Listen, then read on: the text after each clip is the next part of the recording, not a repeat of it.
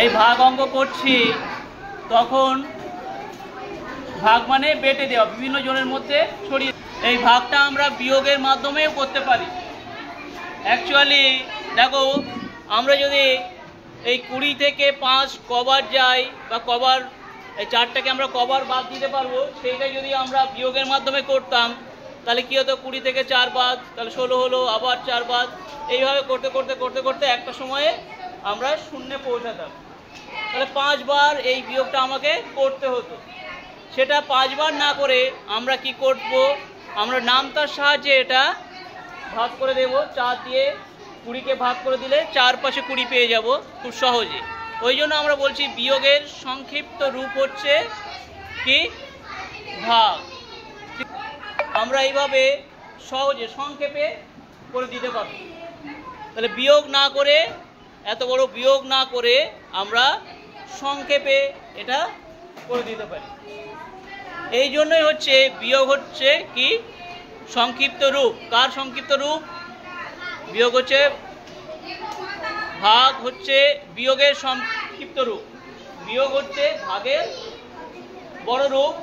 এর কথাটা উল্টো হয়েছে। ভাগ কি হচ্ছে, একটা সংক্ষেপ রূপ। ভাগ হচ্ছে কি, একটা সংক্ষিপ্ত রূপ। কার সংক্ষিপ্ত রূপ? ভাগ হচ্ছে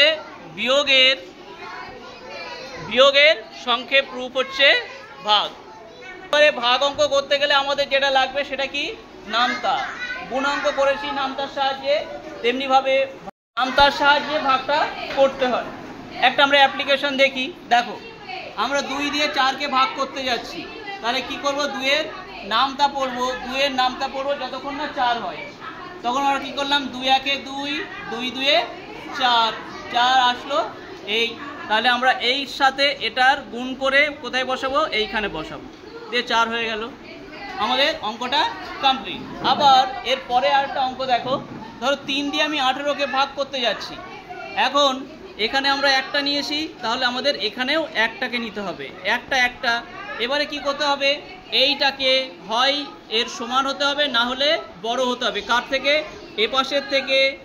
এ পাশটা হয় বড় হতে হবে, না হলে সমান হতে হবে। যদি না হয় তাহলে একটা আমাদের অন্য প্রসেস নিতে হবে। এখানে দেখো তাও হয়নি বলে কি হলো, এই ছোট ভাই একা পারছে না বলে বড় ভাইকে ডেকে নিয়ে এসছে, পাশের আরেকটা ভাইকে ডেকে নিয়ে এসছে। 2 ভাই মিলে একসাথে এবারে এর সাথে লড়তে চলে এসছে। বলছে এবার আমরা 2 জন এসছি, এবার আমাদের সাথে লড়ো। নিয়ে এই লড়তে যে আমরা তখন 3-এর নামতা পড়ছি, যতক্ষণ না 18 হয়। 3 6 18 হয়েছে, আমরা 18 বসিয়ে দিয়েছি, অঙ্ক আমাদের কমপ্লিট। তাহলে গুণ হলো কার? এই 3-এর সাথে এই 6-এর গুণ। 3 আর 6 গুণ করে এইখানে বসাতে হয়, মিলে গেলে এইখানে অঙ্কটা কমপ্লিট।